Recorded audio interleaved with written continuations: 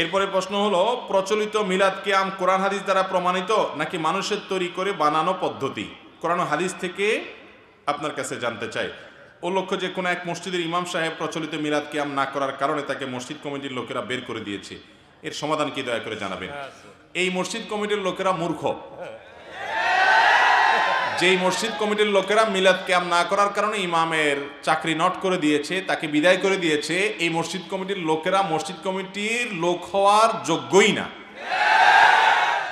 কারণ ইসলাম মুসলমানকে দুরূদ পাঠ করার নির্দেশ দিয়েছে। আল্লাহ কোরআনে বলেছেন, ইয়া আইয়ুহাল্লাযীনা আমানু সাল্লু আলাইহি ওয়া সাল্লিমু তাসলিমা, হে ঈমানদারগণ তোমরা নবীর প্রতি দুরূদ পাঠ করো। দুরূদ পাঠ করতে আল্লাহ নির্দেশ করেছেন, মিলাদ পড়তে আল্লাহ নির্দেশ করেন না।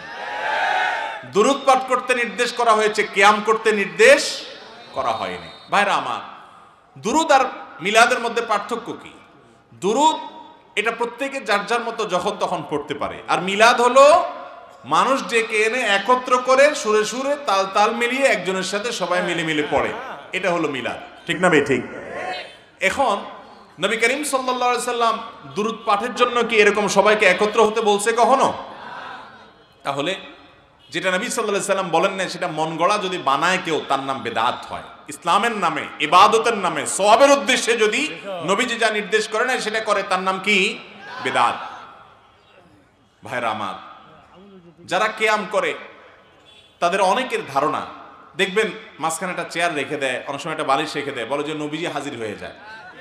ভাই, আপনি মিলাদ পড়ছেন পঞ্চগড়ে, নবী করিম সাল্লাল্লাহু আলাইহি সাল্লামের কবর আছে মদিনাতে। আপনি যখন মিলাদ পড়তেছেন একই সময় হয়তো ঠাকুরগাঁয়েও মিলাদ হচ্ছে, হয়তো গাইবান্ধাতেও মিলাদ হচ্ছে, কুড়িগ্রামে মিলাদ হচ্ছে, ঢাকাও মিলাদ হচ্ছে। একই সময় অনেক জায়গায় মিলাদ হতে পারে না? তো নবীজি কয় জায়গায় হাজির হয়? উনি মানুষ তো একজন, এর চাইতে পাগলামি আর কিছু আছে? আর দ্বিতীয় কথা হলো, নবী করিম সাল্লাল্লাহু আলাইহি সাল্লাম তো দুনিয়া থেকে চলে গেছেন, তিনি আবার হাজির হবেন কোত্থেকে? হাদিসে পরিষ্কারভাবে বর্ণিত আছে, কেউ পৃথিবীর যে কোনো প্রান্তে দুরূদ পাঠ করলে আল্লাহর নিযুক্ত ফেরেশতারা নবীজির কাছে রিপোর্ট দেয়, হে আল্লাহর রাসূল, অমুক জায়গা থেকে অমুকের ছেলে অমুক দুরূদ পাঠ করছে, এটা তার কাছে রিপোর্ট দেয়। নবী যদি নিজেরই হাজির হয়ে যাইতো তাহলে আবার রিপোর্ট দেয় কেন? আচ্ছা, নামাজের মধ্যে দুরূদ পড়ি না আমরা? এই দুরূদটা কি বসে পড়েন না দাঁড়ায় পড়েন? তো নামাজের মধ্যে দুরূদ যদি বসে পড়েন, নামাজের বাইরে মিলাদে পড়তে পড়তে দাঁড়ায় যাওয়া লাগে কেন? নামাজের চাইতে কি নামাজের বাইরের দুরূদের গুরুত্ব বেশি? ভাইরা আমার, আজ পর্যন্ত আপনারা দেখছেন কখনো যে কোনো ইমাম সাহেব, খতিব সাহেবের বাসায় মিলাদ পড়তে দেখছেন? ব্যাপার কি? ইমাম সাহেব তো নামাজ পড়ে, আপনিও পড়েন, তাই না? আপনারা সবাই নামাজ পড়েন, হুজুররাও নামাজ। আপনারা সবাই রোজা রাখেন, হুজুররাও রোজা রাখে না? আপনারা সবাই কোরআন তেলাওয়াত করেন, হুজুররাও কোরআন তেলাওয়াত। তাহলে সব কাজ আপনারাও করেন, হুজুররাও করে। মিলাদটা দেখবেন হুজুররা শুধু সবার বাড়িতে পড়ে, নিজের বাড়িতে কোনোদিন হয়। আপনি দেখেন তো কোনো হুজুর বলছে কোনোদিন যে ভাইরা মুসল্লিরা আজকে আমার বাড়িতে মিলাদ, আজকে মসজিদে আমার তরফ থেকে মিলাদ, আমি জিলাপি আনছি? শুনছেন কোনোদিন? কাহিনী কি? তাহলে বোঝা গেল এখানে ঝামেলা একটু, যে হুজুর নিজে করে না, সবাইটা করে, কাহিনীটা কি? ভাইরা আমার, দুরূদ বেশি বেশি করে পড়বেন, দুরূদ পড়তে হবে, নবীর প্রতি মহব্বত থাকতে হবে, না হলে ইমানদারি হওয়া যাবে না।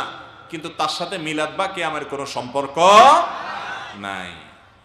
অতএব ইমাম সাহেব মিলাদ কিয়াম পড়ে না দেখি ইমাম সাহেবরে বাদ দিয়েছে যারা, এরা ওই মসজিদ কমিটির লোক হওয়ার যোগ্যতাই না। আল্লাহ তাআলা আমাদেরকে বুঝার তৌফিক দান করুন। তবে ভাই, এগুলো নিয়ে গন্ডগোল ফাসাদ করা যাবে না, তুচ্ছতাচ্ছিল্য করা যাবে না, নিজেদের মধ্যে মারামারি কাটাকাটি করা যাবে না।